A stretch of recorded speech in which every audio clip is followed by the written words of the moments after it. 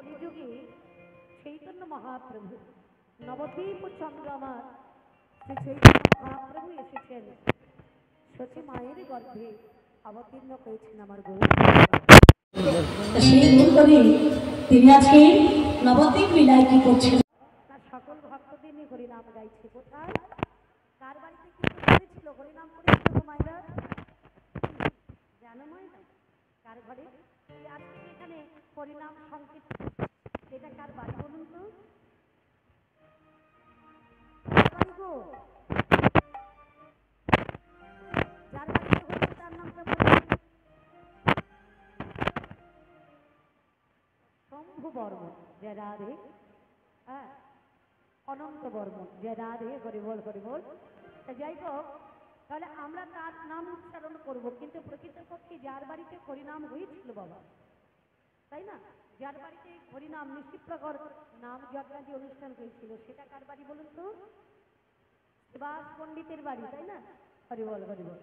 শ্রীবাস ঠাকুরের বাড়িতে ভগবান করেছিলেন, গৌরকরী করেছিলেন কি নিশিপ্রকর নাম যজ্ঞ অনুষ্ঠান।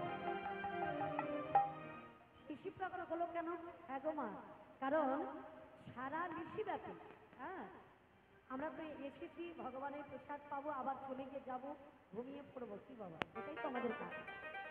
কিন্তু গৌরকরী করেছিলেন কি জীবের কল্যাণের জন্য, সারা বিশ্বের কল্যাণের জন্য, প্রত্যেক ভক্তের কল্যাণের জন্য তিনি কি করলেন? সারা নিশিব্যাপী করে নাম কীর্তন করেছেন। যে নামের প্রভাবে সকল জ্বালা যন্ত্রণা থেকে মনুষ্য জীব উদ্ধার হয়ে গোলক বৈকুণ্ঠ ধামে যেতে পারে। তাই বললেন কি কলিকালে নাম রূপে কৃষ্ণ অবতার,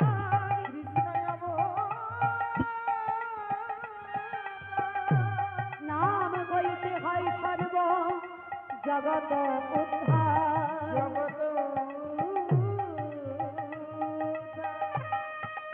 আমায়রা কলিকালে নাম রূপে কৃষ্ণ অবতার, নাম কইতে হয় সর্ব জগৎ উদ্ধার। তাহলে নাম ছাড়া আমাদের কোনো গতি নাই, গতি নাই, গতি নাই, যে কথা সকল শাস্ত্রে বলা হয়েছে। জয় রাধে। তাহলে আজকের আমরা সেই নামের মধ্য দিয়ে পৌঁছে যাব ধাম নদিয়া নবদ্বীপের মাটিতে। জয় রাধে।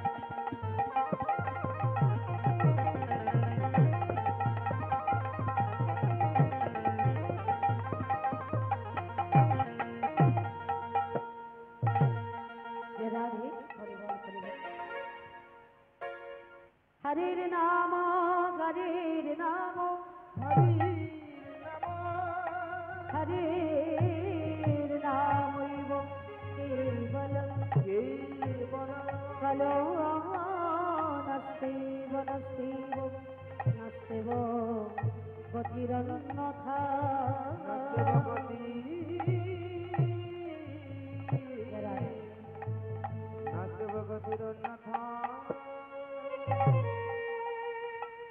চলো চলো নয়নে হাসি মাখা বদনে। আমারা হরিনাম করো তো সবাই, সবাই করে হরিনাম করে, মালা জপ করে? বলে না বাবা মালা জপ করি না, হরিনাম করি। তবে কখন? যখন ভয় পাই, যখন বিপদ সম্মুখে আছে, তখনই বলি হরি বল হরি বল হরি বল। বলে হরিনাম কেউ করে না এমন কোনো ব্যক্তি নেই বাবা, সবাই আমরা হরিনাম করি। তবে বলার একটু তাৎপর্য আছে। হ্যাঁ গো মা, সুগারের ঔষধ কিংবা প্রেশারের ঔষধ যদি প্রতিদিন না খাই কি হবে? প্রেশার যখন হাই হবে কি হবে? যেখানে পড়বে সেখানেই শেষ। ঠিক তদ্রূপ আমার গৌরকরী রস যদি আস্বাদন করতে হয়, নিয়মিত যদি কেউ ঔষধ খেতে পারে, অর্থাৎ নিয়মিত যদি কেউ ভজন করতে পারে নিষ্ঠার সঙ্গে, তাহলে হাতে নাতে তুমি প্রমাণ পাবেই পাবে। জয় রাধে। তাহলে মাগো হরিনাম করো, হ্যাঁ, তাতে তোমার আনন্দ থাকবে, সুখ পাবে, শান্তি পাবে। ইহ সংসারে কোনো সুখ নেই বাবা। এটা কোনো ভৌতিক জগৎ, মানে এখানে সবই অনিত্য, আর নিত্য বস্তু হলো হরিনাম সংকীর্তন। সংসারে যা কিছু দেখছি সবই অনিত্য, আর নিত্য বস্তু হলো হরিনাম সংকীর্তন। তাহলে সেটাকে প্রতিদিন চলতে ফিরতে খেতে শুতে অহরহ যদি কেউ বদনে বলতে পারে, তাহলে গৌর হরি বলছে আমি তার হয়ে যাই, সে আমার হয়ে যায়। এটাই গৌর হরি বল হরি বল। তাই কি বলছে বাবা? চলো চলো নয়নে হাসি মাখা বদনে, চলো চলো নয়নে হাসি মাখা বদনে, আনন্দ কাননে ভ্রময়নি বা হরি বল হরি বল হরি বল হরি বল হরি বল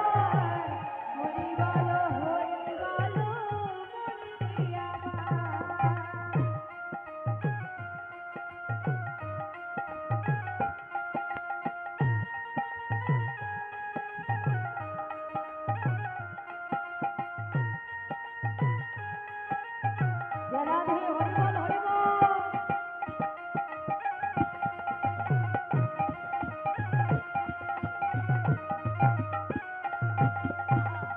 ছলো ছলো নয়নে হাসি মাখা বদনে, ছলো ছলো নয়নে হাসি মাখা বদনে, আনন্দ কাননে যত অভিমান। ওরে হরি বল হরি বল মনি আমার, হরি বল হরি বল মনি আমার।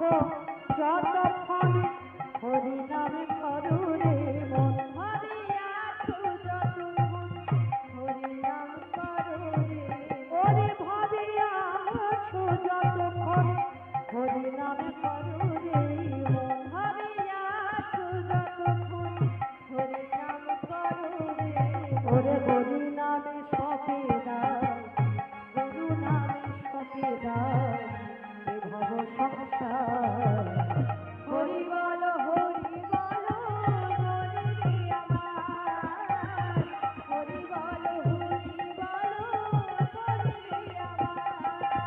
হরি ছড়ে ছড়ে নয়নে হাসি মাখা বদনে ছলে ছলে নয়নে হাসি মাখা বদনে আনন্দ কাননে ভগবতী মা হরি বল হরি বল হরি রে আমার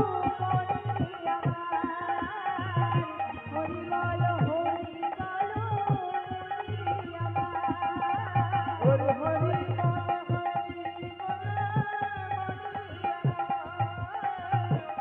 হরি বল হরি বল মন রে আমার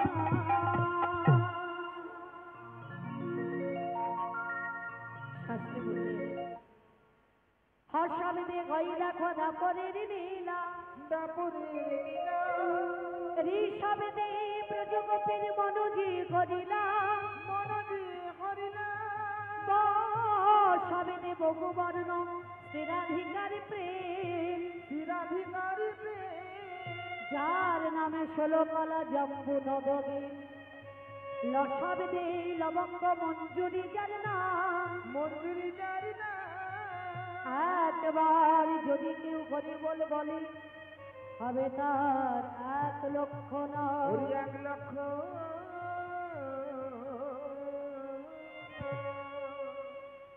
আগত কলিকালে হরিনাম ছাড়া গতি নাই গতি নাই গতি নাই সকল শাস্ত্র প্রমাণ দিলেন বাবা কারণ সত্যি ধায়তে বিষ্ণু তেতায়াং যজতে মখই দাপরি পরিচর্যায়াং কলঙ্ক ধরিত সংকীর্তন সত্য যুগের জন্য ব্যবস্থা ছিল ধ্যান ত্রেতা যুগের জন্য ব্যবস্থা ছিল যাগ যজ্ঞ ব্রত কুমাদি এবং দ্বাপর যুগের জন্য ব্যবস্থা ছিল সেটা কি না সেবার্চন দ্বারা ভগবানের লাভ করতে হবে মায়েরা তাহলে পারবো না সত্যের মতো ধ্যান করতে পারবো না ক্রেতার মতো যাগ যজ্ঞ ব্রত ঘুমাজি করতে পারবো না দাপরের মতো সেবা অর্চনা করতে কি বাবা পারবো আমরা একনিষ্ঠ ভাবে সেবা করতে পারবো না এক মনেও আমরা ধ্যান করতে পারবো না যে কারণে চৈতন্য মহাদেব অর্থাৎ চৈতন্য মহাপ্রভু তিনি মনে মনে ভাবলেন সেই চৈতন্য মহাপ্রভুকেই রাধা কৃষ্ণ প্রণয় বিকৃতি লাদিনী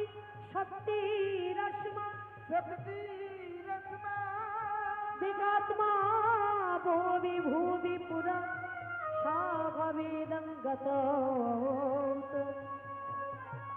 মায়েরা রাধা কৃষ্ণ প্রণয় বিকৃতি আহ্লাদিনী শক্তি রসমা যে রাধা কৃষ্ণ একই অঙ্গ মা একই অঙ্গ হয়েও তারা পৃথক পৃথক ভাবে বৃন্দাবনে গোলক বৃন্দাবনে বৈকুণ্ঠে তারা গমন থাকতে কিন্তু আগত কলিকালে তিনি করলেন কি রাধা কৃষ্ণ দুহু অঙ্গ এক অঙ্গ করলেন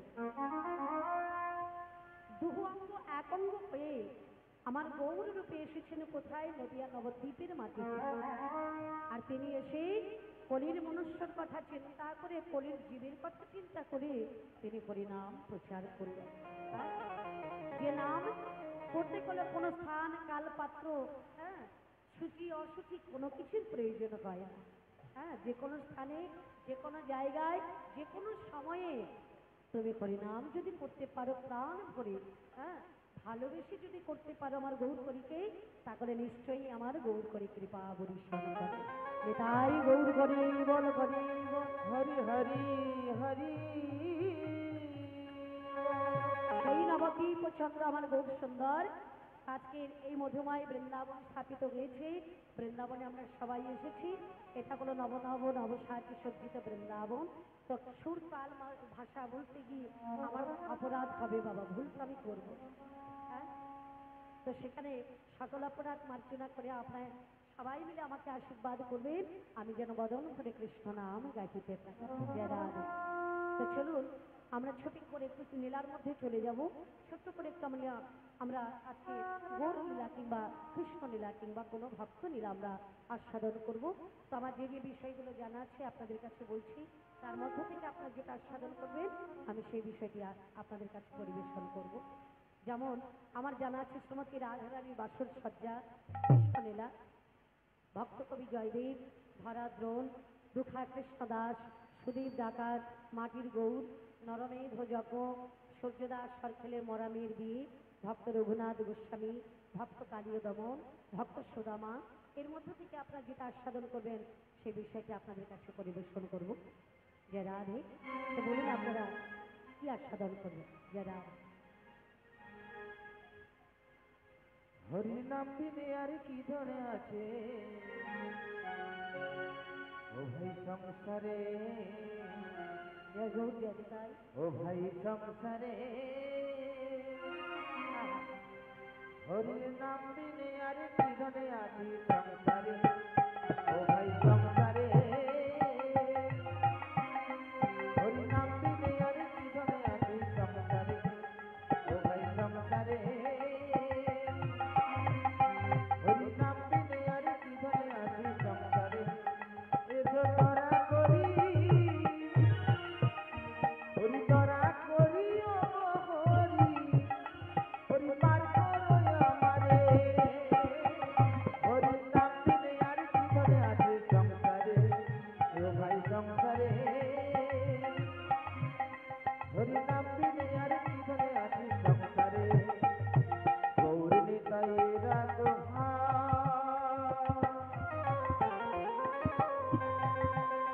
হরি নাম বিলয় দারে দারে, অজা যোগে মিলে না তো জাতির বিচার না করে, গৌর নিতাই রাধা, নাম বিলয় দারে দারে, অজা যোগে মিলে না তো জাতির বিচার না করে, হরি নাম বিনে আর কি ধরে আছে সংসারে, ও ভাই সংসারে, হরি নাম বিনে আর কি ধরে আছে সংসারে, ও ভাই সংসারে, হরি নাম বিনে আর কি ধরে আছে সংসারে, হরি নাম বিনে আর কি ধরে আছে সংসারে, হরি নাম বিনে আর কি ধরে আছে সংসারে। তাহলে আজকে যে বিষয় আমরা আস্বাদন করবো সেটি হলো ভক্ত এবং ভগবানের লীলা। বাহ! যেখানে ভক্তকে নিতে গেলে ভগবান এসে যায়, আর ভগবানের কথা শুনতে গেলে ভক্ত এসেই যায়, তাই না? ভগবান নিজ মুখে বলেছেন, ভক্ত আমার মাতা পিতা, ভক্ত আমার গুরু, ভক্তরা রেখেছে নাম বাঞ্ছা কল্পতরু।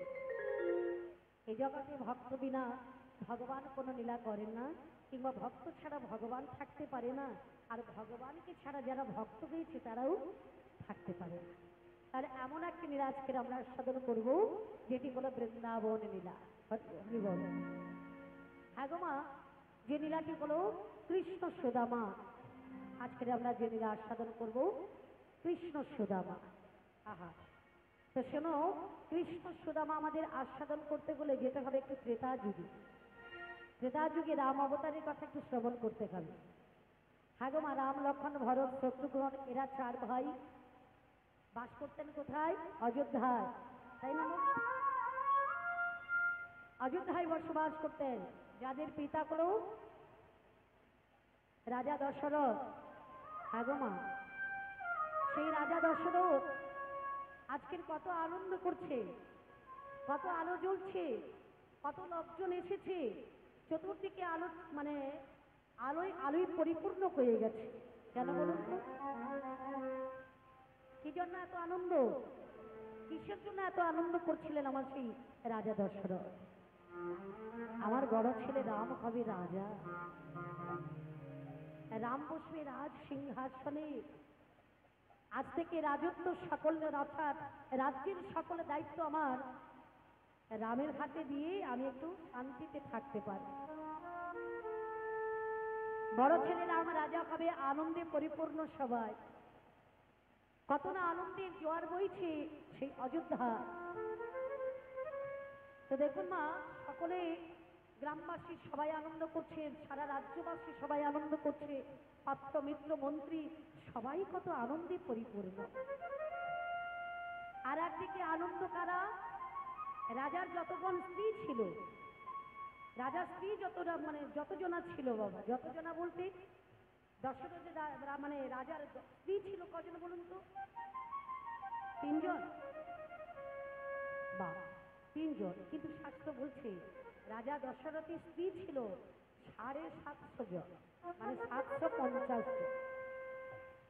তার মধ্যে প্রধানা ছিল কজন? 3 জন, তাই না মা? কৌশল্যা, কৈকেয়ী, সুমিত্রা।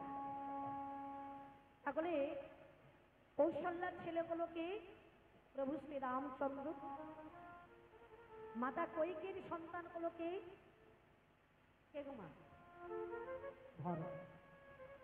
আর সুমিত্রার ছেলে স্বরূপ মানে শত্রুঘ্ন, ভরত মানে লক্ষ্মণ আর শত্রুঘ্ন, এরা 2 জন। তাহলে এই 4 জন ছেলেকে নিয়ে রাজার আনন্দে দিন কেটে যায় বাবা। দেখতে দেখতে রাম রাজা হবে, চতুর্দিকে সংবাদটা ছড়িয়ে পড়েছে, সবাই কত আনন্দ করছে। দেখবেন বাবা, সংসারের নিয়ম অনুযায়ী কখনো আনন্দ, কখনো হাসি, কখনো দুঃখ, কখনো কান্না, এ তো মানে চলছে বাবা, সংসারের নিয়ম। বলছে সংসারে কোনো সুখ নেই বাবা, এটা কোনো দুঃখালয় জগৎ, দুঃখের সংসার, অশাস্য মানে এই দুঃখালয় জগতে এখানে কোনো সুখ পাওয়া যায়। তাহলে সত্যি কি কোনো সুখ নেই? আছে। বলে সুখী কারা? তাহলে বলে রাজা দুঃখী, প্রজা দুঃখী, দুঃখী বামর মায়া, তার থেকে বৈষ্ণব সুখী গুরুতত্ত্ব জানে।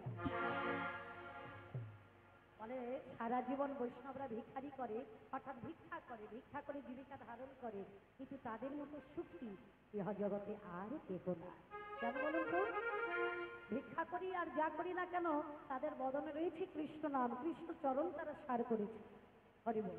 তাহলে দেখুন, রাজার কিন্তু আজকে প্রচন্ড আনন্দ করছে, শুধু তাই নয়, সারা রাজ্যবাসীরা আনন্দ করছে, রাম হবে রাজা। ঠিক এমন সময় রানীগণ সবাই আনন্দ করছে, তার মধ্যে মেজরানী কৈকেয়ীও আনন্দে পরিপূর্ণ। যদিও রাম আমার কৌশল অর্থাৎ দিদির ছেলে, হ্যাঁ, আমার সতীনের ছেলে হলে কি হবে, আমি তাকে গড়ে পিঠে কোলে পিঠে করে মানুষ করেছি, সে আমায় মা বলে ডাকে, আমার সেই রাম হবে রাজা। আজকের আমার কত আনন্দের দিন। আমা এখন সেই কৈকেয়ী, মেজরানী কৈকেয়ী করেছে কি, একটা মুক্তোর মালা হাতে করে নিয়ে ছুটতে ছুটতে যাচ্ছে। যখনই ছুটতে ছুটতে যাচ্ছে, মাঝপথে দেখা হলো একজনের সঙ্গে, সেগুলোকে মন্থরা। মন্থরার সঙ্গে যখন দেখা হয়েছে, মেজরানী কৈকেয়ী করলো কি, আনন্দে বিভোর হয়ে মন্থরার গলায় মুক্তোর মালাটা পরিয়ে দিয়েছে। এই মন্থরা, আমার ছেলে, আমার বড় ছেলে রাম রাজা কবে, আজ আমার কত আনন্দ, নে আমি তোকে মুক্তোর মালাটা উপহার দিলাম। আনন্দে গলায় পরিয়ে দিয়েছে, কিন্তু মন্থরা করলো কি মা, মুক্তোর মালাটাকে টেনে ছিঁড়ে একেবারে দূরে ছুঁড়ে ফেলেছে। মেজরানী কৈকেয়ী তখন বলছে, ওই জন্য বলে না, বানরের গলায় মুক্তোর হার মানায়। তুই সারা জীবন দাসীবৃত্তি করিস, চাকরি করিস, আরে ভালোবেসে তোর গলায় একটা মুক্তোর মালা দিলাম, তার দাম বুঝলি না, সেটাকে ছিঁড়ে তুই দূরে ছুঁড়ে ফেলে দিস। হরি বল হরি। এই যে বানরের গলায় মুক্তোর মালা, এটা কে দিয়েছিল বলুন তো? কবে হয়েছিল? আমার এক সময় রামের পুজো হয়, যেটা রামনবমী বলা হয়, হয়তো রামের পুজো হয় হয়তো, কিন্তু ওই দিন কি সত্যি রামের পুজো হয়? কি গো বাবা, ওই দিন কি রামের পুজো হয়? হয়। রামকে বাদ দিয়ে হনুমানের পুজো হয়। কেন বলুন তো? সেই দিনে রামের জন্মদিন ছিল, রামনবমী পুজো হতো। কিন্তু মাগো এখন লক্ষণ করেছিল কি জানেন, একবার ভালোবেসে ওই মুক্তোর মালা আমার ওই হনুমানের গলায় দিয়েছে। তো হনুমান বলে এই মালা তো আমি পরবো না। হ্যাঁ? এখন পরবে না বলে এ কথা বলা যাক, আর মালাটাকে টেনে ছিঁড়ে একবার দূরে ছুঁড়ে ফেলে দিই। তখনই হনুমানকে আমার লক্ষণ বলেছিল, ওই জন্য বলেছিলাম না, বানরের গলায় মুক্তোর মালা কোনোদিন মানায় না। কিন্তু মাগো হনুমানের মালাটা কেন পড়েনি জানো? হনুমান বলেছিল যে মালার মধ্যে সেটা মুক্ত হতে পারে, হীরা হতে পারে, নীলা হতে পারে, মতি হতে পারে, যেটাই হোক না কেন, যার মধ্যে আমার রাম নাম নেই সেই মালা আমার কাছে কোনো দাম নেই। দূরে সরে ফেলো। তো সেই একটা প্রবাদ থেকে গেছে বাবা, যে বানরের গলায় মুক্তের মালা মানায়। তো মন্ত্রটা যখন ছুঁড়ে ফেলে দিয়েছে, মেজরানী কইকে বলছে, বারে তুই দাসী বৃত্তি করিস, তোকে ভালোবেসে মুক্তোর মালা দিলাম আমার রাম রাজা হবে বলি, আর মালাটার গুণ তুই বুঝতে পারলি না? আরে এই মালাটা দিয়েছিল আমাকে রাজা দশরথ। তবে না, আমি যেদিন আমার স্বামীর বাড়িতে এসেছিলাম, আমার স্বামী আমাকে ভালোবেসে এই মালাটা উপহার দিয়েছে, আর সেই মালাটা তোর গলায় দিলাম। কিন্তু তুই তো সেই মালার গুণ বুঝতে পারলি না, মালাটাকে ফেলে দিলি। হ্যাঁ? তো মন্থরা বলছে, দেখো বাবা, তোমার ছেলে রাম রাজা হবে, তোমার সতীনের ছেলে রাম রাজা হবে, তোমার আনন্দ হতে পারে, আমার কিসের আনন্দ? আমার তো দুঃখ হচ্ছে, আমার কষ্ট হচ্ছে, আমার চিন্তা করছে। বলে কেন তোমার চিন্তা করছে কেন? বলে তোমার কথা চিন্তা করছে। মন্থরা বলছে কইকেয়ীকে, বলছে কইকেয়ী তোমার কথা চিন্তা করে আমার কষ্ট হচ্ছে, আমার দুঃখ হচ্ছে। এখন মেজরানী কইকেয়ী বলছে, এই মন্থরা, আরে আমার কথা চিন্তা করে তোমার দুঃখ হচ্ছে কেন? বলে বারে, যাকে কোলে পিঠে করে মানুষ করেছি, কেকই রাজা যখন তার মেয়েটাকে বিয়ে দিয়েছিল না, মেয়েটাকে যখন বিয়ে দিয়ে স্বামীর ঘরে পাঠিয়েছিল, তার সঙ্গে সঙ্গে আমাকেও পাঠিয়ে দিয়েছিল। কেন? বলে শোনো, আমার মেয়ে ওই মানে মেয়েটাকে তো বিয়ে দিয়েছি, পরের ঘরে যাচ্ছে, আমার মেয়ের কি লাগবে না লাগবে, কোথায় কষ্ট পাবে দুঃখ পাবে, সেটার জন্য আমি তোমাকে আমার মেয়ের সঙ্গে পাঠিয়ে দিলাম। যাও, তুমি আমার মেয়ের কাছে কাছে থাকবে। তো সেদিন থেকে, ছোট্টবেলা থেকে তোমাকে মানুষ করেছি, বিয়ে থা হলো, তোমার ছেলে পুলে হলো, তুমি স্বামীর ঘর করছো, এখনো অব্দি তোমার কাছে আছে। তাহলে আমি জানি না তুমি তোমার কি কোনটাই ভালো হবে, কোনটায় মন্দ হবে, সেটা কি আমি জানি না? মন্ত্রটা বলছে, শোনো কইকেই, এখনো সময় আছে, রাম রাজা কবে তাতে তোমার আনন্দের কোনো দরকার নেই।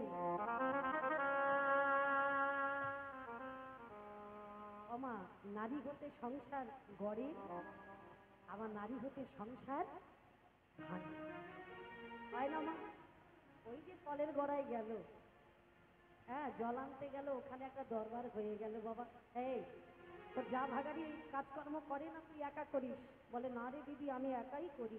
দরকার নেই একসঙ্গে থেকে, আলাদা হয়ে যা, ভালো খাবি, ভালো করবি, ভালো থাকবি, দেখবি রাজ রানীর মতো থাকবি।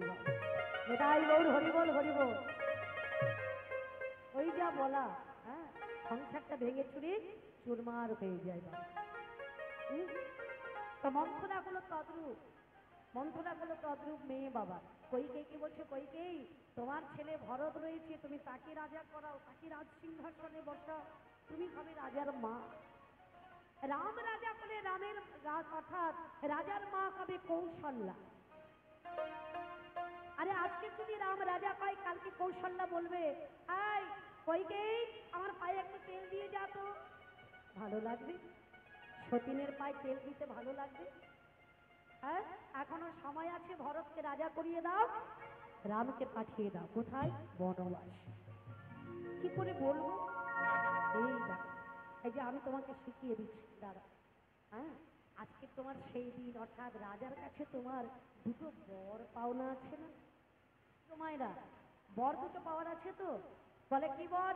না, যখন রাজা দশরথের গায়ে মানে অনেক তীর বদ্ধ হয়েছিল, তখন সমর সেনের সঙ্গে যখন যুদ্ধ করতে গিয়েছিল রাজা দশরথ, তখন সমর সেনের যোদ্ধাদের সঙ্গে যুদ্ধ করতে করতে এত তীর, এত বাণ লেগেছিল, সারা শরীরটা একেবারে ঝাঁঝরা হয়ে গিয়েছিল।